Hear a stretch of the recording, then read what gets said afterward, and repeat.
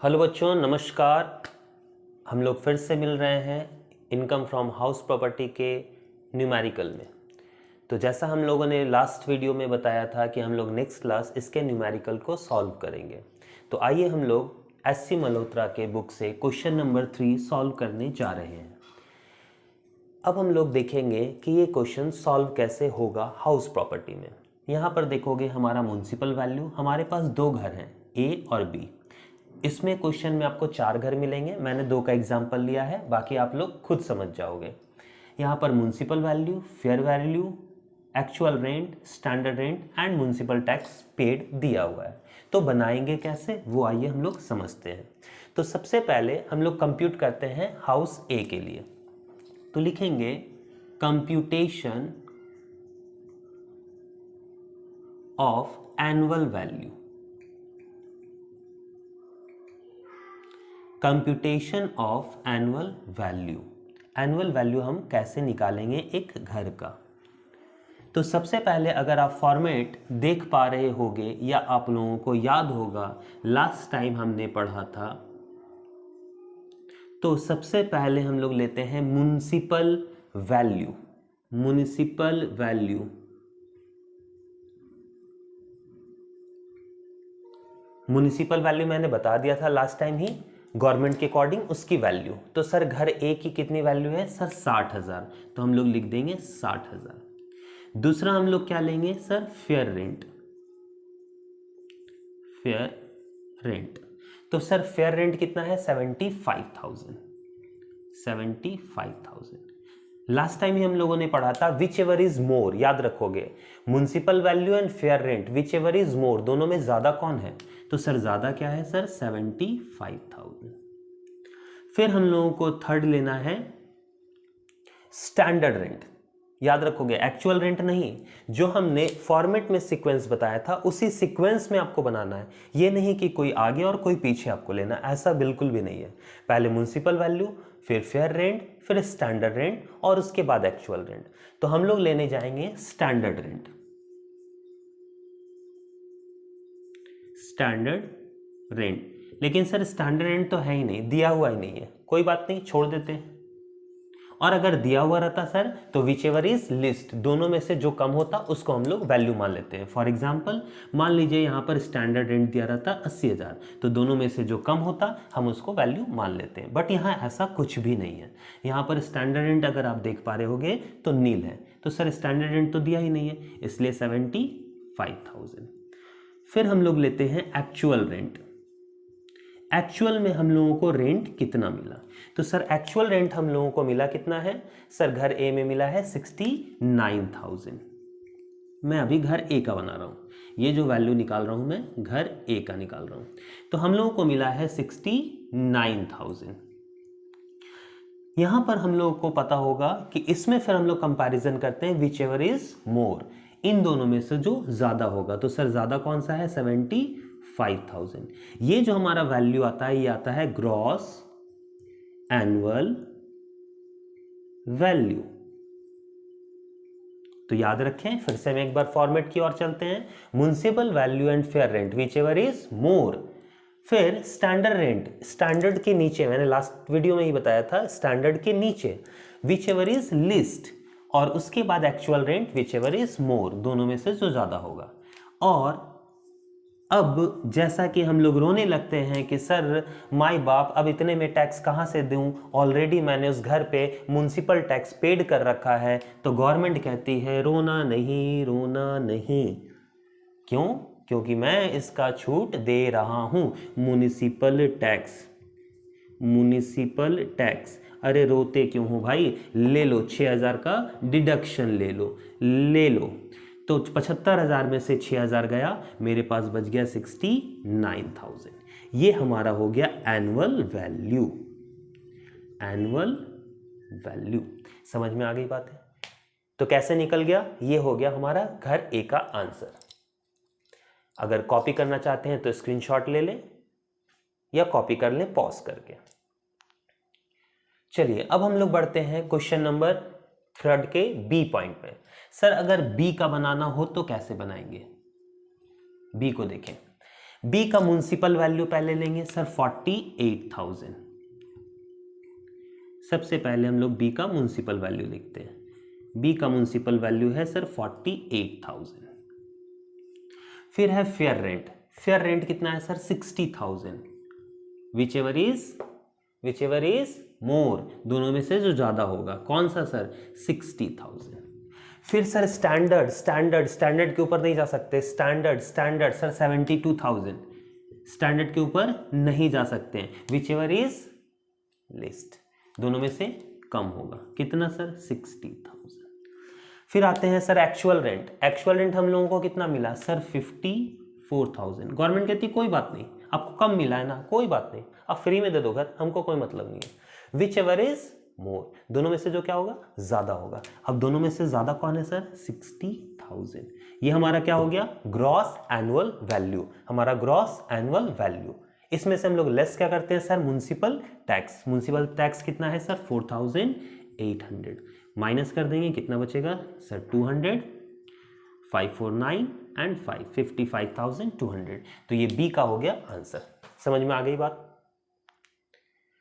चलिए अब हम लोग चलते हैं अपने नेक्स्ट क्वेश्चन की ओर। इस क्वेश्चन को सॉल्व करने के बाद इसमें जो मेन पॉइंट्स हैं हम लोग उसके बारे में डिस्कस कर लेते हैं। सर किसके बारे में सर म्युनिसिपल टैक्स। सबसे पहले म्युनिसिपल टैक्स में आपको एक बात याद रखना है, municipal tax sir less always होगा या नहीं, नहीं ऑलवेज लेस नहीं होगा। सर इसमें कंडीशन क्या है, तो अगर आप लिखना चाहते हो तो लिख लो term and conditions. Municipal tax के लिए टर्म एंड कंडीशंस क्या क्या है। म्युनिसिपल टैक्स सबसे पहले पेड किसके द्वारा होना चाहिए सर ओनर के थ्रू। अगर ओनर पे करता है तो ही म्युनिसिपल टैक्स लेस होगा, अगर टेनेंट पे करता है तो म्युनिसिपल टैक्स लेस नहीं होगा। सर थोड़ा देहाती में समझाइए इसे। सर सुनिए, अगर मकान का मालिक अगर ओनर है, मान लीजिए एक मकान का मालिक ओनर है एक्स, उसने उसको किराए पर दे दिया वाई को। वाई है टेनेंट किराएदार, रेंट पर लेने वाला, ठीक। अब म्युनिसिपल टैक्स एक्स कहता है कि भाई सुनो म्युनिसिपल टैक्स तुम पे कर दो। अगर यहाँ पर म्युनिसिपल टैक्स वाई पे करेगा तो उसका डिडक्शन नहीं मिलेगा। सर क्यों नहीं मिलेगा, क्योंकि इनकम टैक्स किसका लग रहा है सर ओनर का। ये आप पहले ही बता चुके हैं कि हाउस प्रॉपर्टी में टैक्सेबल होने के लिए एसएससी को ओनर होना चाहिए, जिसका ओनर जिसका घर है उसी पे टैक्स लगेगा। भैया ये टैक्स लग रहा है, सही बात। अच्छा हम क्या मांग रहे हैं सर, छूट मांग रहे हैं कि भैया हमने म्युनिसिपल टैक्स पे कर दिया है तो वो टैक्स तो पहले ही पे कर दिया, काट लो। अच्छा टैक्स जब इस पे चार्ज हो रहा है तो क्या इसने टैक्स पे किया, नहीं नहीं सर, टैक्स तो हमने पे करवाया अपने किराएदार से। तो भैया किराएदार जब पे किया है तो आप छूट क्यों मांग रहे हो। तो सिंपल शब्दों में कहा जाए कि जब ओनर टैक्स पे करेगा तो ही म्युनिसिपल टैक्स माइनस होगा, जब किराएदार टैक्स पे करेगा तो म्युनिसिपल टैक्स माइनस नहीं होगा। समझ में आ गई बातें, क्लियर है। तो याद रखेंगे म्युनिसिपल टैक्स में साफ साफ लिखा होना चाहिए कि ओनर पे किया है, और अगर लिखा हुआ है कि रेंट जो टेनेंट है उसने पे किया है टैक्स को तो उसका लेस नहीं होगा। सर कुछ नहीं लिखा है तो, अच्छा कुछ नहीं लिखा है तो ये मान लेंगे कि ओनर ने ही पे किया है। समझ में आ गई बात। अगर कुछ नहीं लिखा तो ये मान लीजिएगा कि ओनर ने ही पे किया है और उसको लेस कर देंगे, जैसा कि इस क्वेश्चन में लिखा हुआ है म्युनिसिपल टैक्स पेड। कुछ नहीं लिखा हुआ तो हमने मान लिया कि ओनर ने पे किया और लेस कर दिया। अगर साफ साफ लिखा रहता municipal tax paid by the tenant, अगर किराएदार ने पे किया तो नहीं माइनस करते। समझ में आ गई। अच्छा दूसरा मेन पॉइंट याद रखोगे, municipal tax will be paid, मतलब मस्ट बी पेड कह सकते हो। हमेशा याद रखोगे कि म्युनिसिपल टैक्स पेड होगा तभी लेस होगा, अगर म्युनिसिपल टैक्स पेड नहीं है तो लेस नहीं करेंगे। फिर से मैं रिपीट कर रहा हूं, म्युनिसिपल टैक्स पेड लिखा हुआ रहेगा तभी माइनस करिएगा। अगर अनपेड है या हम लोगों का आउटस्टैंडिंग है या हम लोगों को बाद में देना है तो उसको हमको लेस नहीं करना है। और तीसरा सबसे मेन पॉइंट कि म्युनिसिपल टैक्स, मान लीजिए कि मैंने पिछले 4 सालों से म्युनिसिपल टैक्स नहीं दिया है और 1 साल का बनता है 10,000, तो 4 सालों का मेरा बन गया 40,000। तो मैंने 40,000 रुपये अगर नहीं दिया है तो सारा का सारा हम लोग अगर इस बार पे कर रहे हैं तो सारा का सारा माइनस हो जाएगा। याद रखोगे अगर हम लोग इस बार 4 साल या 5 साल या 10 साल का एक बार में म्युनिसिपल टैक्स पे कर दिए तो सारा का डिडक्शन इस बार मिल जाएगा, लेकिन याद रखोगे पेड होना चाहिए। तो सर 3 चीजें आपने क्या बताई म्युनिसिपल टैक्स के बारे में। सबसे पहला, अगर ओनर पेड करेगा तो लेस होगा, टेनेंट पे करेगा तो लेस नहीं होगा। दूसरा मैंने क्या बताया, दूसरा मैंने बताया कि म्युनिसिपल टैक्स पेड होना चाहिए, अनपेड नहीं, अगर पेड होगा तभी लेस करेंगे। और तीसरा मैंने बताया कि म्युनिसिपल टैक्स कितने भी सालों का अगर हम इस बार पे कर रहे हैं तो सारा का सारा लेस हो जाएगा, भले ही हमारा इनकम लॉस में क्यों ना चला जाए। समझ में आ गई बात? चलिए इसके बाद हम लोग चलते हैं अपने नेक्स्ट क्वेश्चन की ओर। आइए चलिए हम लोग चल रहे हैं अपने नेक्स्ट क्वेश्चन की ओर। क्वेश्चन नंबर 8 एससी मल्होत्रा से। यहां पर कहता है कंप्यूटेशन ऑफ टैक्सेबल इनकम। देखिए अभी तक हम लोग जो पढ़ रहे थे वो हम लोगों ने पढ़ा था म्युनिसिपल वैल्यू से लेकर हमारा एक्चुअल रेंट तक। तो हम लोगों को उस समय निकालने के लिए बोला जा रहा था sir annual value, annual value कैसे निकलता है वो डिडक्ट करना है। लेकिन अब क्या कहा जा रहा है सर टैक्सेबल इनकम कैसे निकालना है। तो याद रखोगे टैक्सेबल इनकम निकालने के लिए बोलेगा तो हम लोग कैसे निकालेंगे। चलिए हम लोग समझते हैं। सेम फॉर्मेट बनेगा computation of taxable income. Sir taxable income from house property. हम लोग टैक्सेबल इनकम निकालेंगे हाउस प्रॉपर्टी से। सर कैसे, देखिए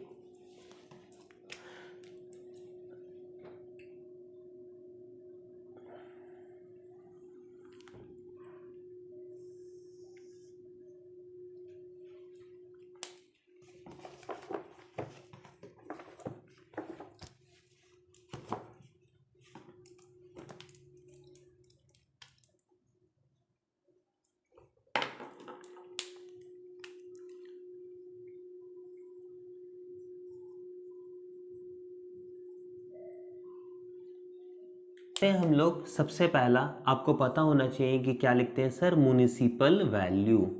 तो सर म्युनिसिपल वैल्यू यहाँ पर देखेंगे सर म्युनिसिपल वैल्यू सर 50,000, हम लोग यहाँ पर लिख देंगे 50,000। फिर हम लोग क्या लिखते हैं सर म्युनिसिपल वैल्यू के बाद फेयर रेंट। तो fair market rent, sir fair market value क्या है सर फेयर रेंट। तो फेयर मार्केट वैल्यू है हमारा 80,000। और जैसा हमने पढ़ रखा है विच एवर इज मोर, दोनों में से ज़्यादा कौन है सर 80,000। फिर हम लोग क्या लेते हैं सर स्टैंडर्ड। तो देख लें स्टैंडर्ड है, हाँ सर स्टैंडर्ड तो दिया है। Standard rent, sir standard rent कितना है सर 60,000, सर 60,000।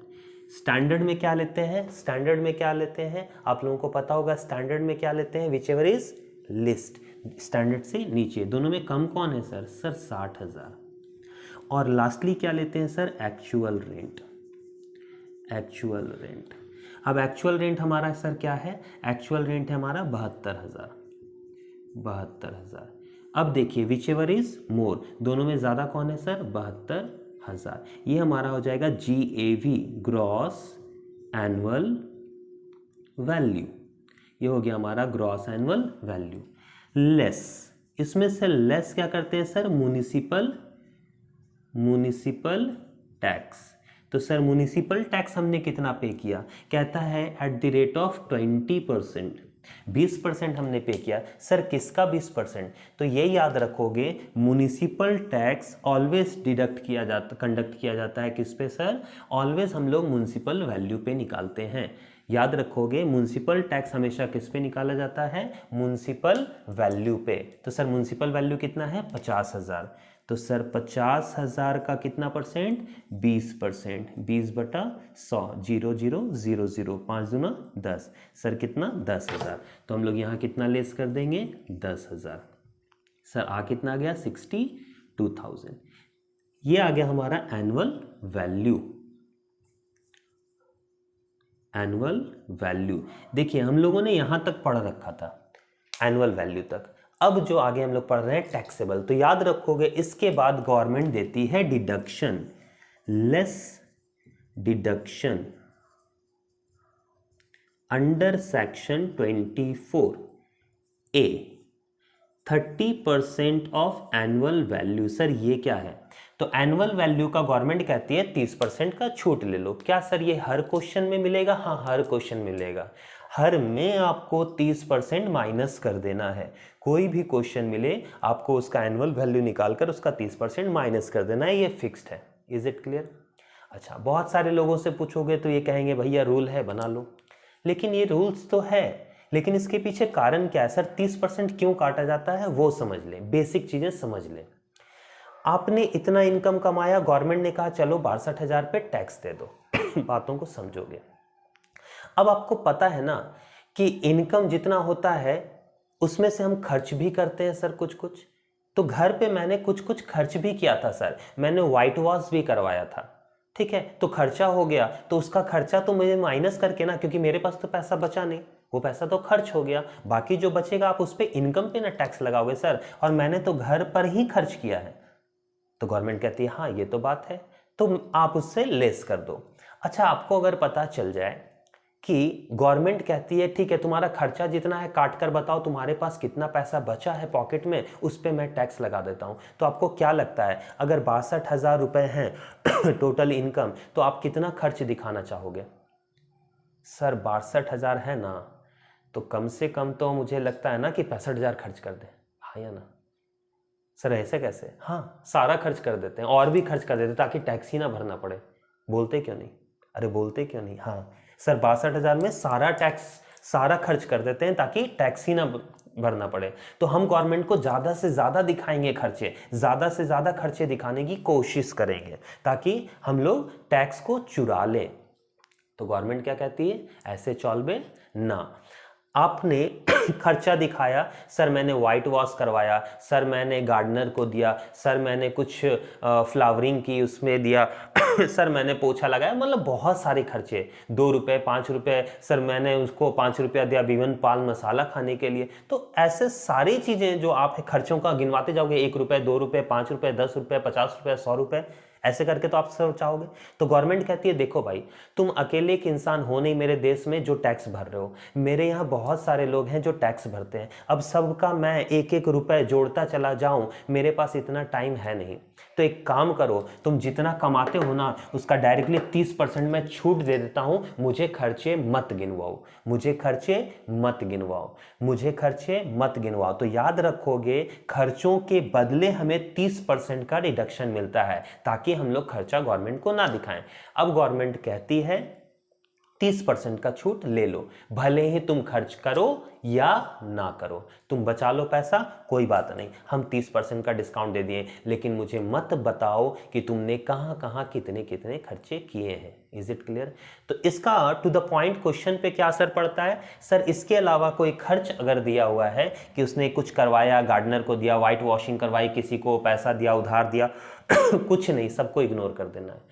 सबको आपको इग्नोर करके सिर्फ और सिर्फ 30% काटना है और बाकी कोई खर्चे नहीं काटने। याद रखोगे, फिर से मैं रिपीट कर रहा हूं, कोई भी अगर एक्स्ट्रा खर्चा दिया हुआ है इन सब के अलावा कोई खर्चा नहीं लेना है, कोई खर्चा नहीं लेना है, सिर्फ 30% आपको कट कर देना है। तो सर 62,000 का कितना परसेंट कट करना है? 30%। 10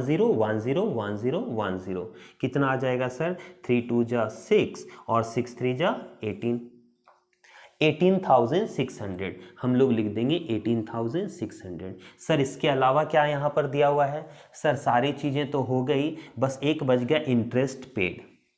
अब ये क्या कहानी है? याद रखोगे, गवर्नमेंट कहती है कि डिडक्शन ले लो 24A में 30% ऑफ एनुअल वैल्यू। अब मैंने गवर्नमेंट को बोला सुनिए ना गवर्नमेंट जी, ये तो कर दिया माई बाप, एक और आपसे रिक्वेस्ट है, मेरी गुहार सुन लीजिए। सर क्या है? तो बात ये है ना कि मैंने ये घर ना लोन लेके बनाया था, मैंने ये घर लोन लेकर बनाया है और इस पूरे घर को लोन का कर्ज चुकाते चुकाते जो इनकम हो रहा है उससे मैं सारे लोन का कर्ज चुका रहा हूँ, धीरे धीरे करके इंटरेस्ट पेड कर रहा हूँ। तो एक काम करो ना, आप इंटरेस्ट को भी डिडक्ट करवा लो। गवर्नमेंट कहती है ठीक है, तुम क्या करो, इंटरेस्ट ऑन लोन को भी ले लो, इंटरेस्ट ऑन लोन, बशर्त यही है कि वो लोन घर बनाने के लिए लिया जाना चाहिए। अपनी शादी के लिए नहीं। अब मैंने अपनी शादी के लिए लोन ले लिया और उसका डिडक्शन यहाँ मांगूंगा तो वो नहीं मिलेगा। समझ में आ गई बातें? लोन किस लिए लेना चाहिए? घर बनाने के लिए लेना चाहिए, तभी आपको डिडक्शन मिलेगा। और लोन में भी एक कहानी है, इंटरेस्ट ऑन लोन, जो हम लोग नेक्स्ट वीडियो में पढ़ लेंगे। तो यहाँ पर समझते हैं सर और क्या कोई डिडक्शन है? नहीं भाई नहीं, बस ये बन गया पूरा हाउस प्रॉपर्टी कंप्लीट आपका क्वेश्चन। आपको यहाँ पर याद रखना है कि इतने सारे करने के बाद आपको 24 सेक्शन में 30% और इंटरेस्ट ऑन लोन, और इंटरेस्ट लोन क्या है वो तो मैं बता ही दूंगा नेक्स्ट वीडियो में। तो याद रखो, इसको माइनस कर देना है। कितना हो जाएगा सर? 600 और 6 और 3, 36,600। तो बाकी सर बचा कितना? तो 400 और इधर हो गया 5 और इधर हो गया 5 2, 25,400। ये आपका आंसर हो जाएगा टैक्सेबल इनकम।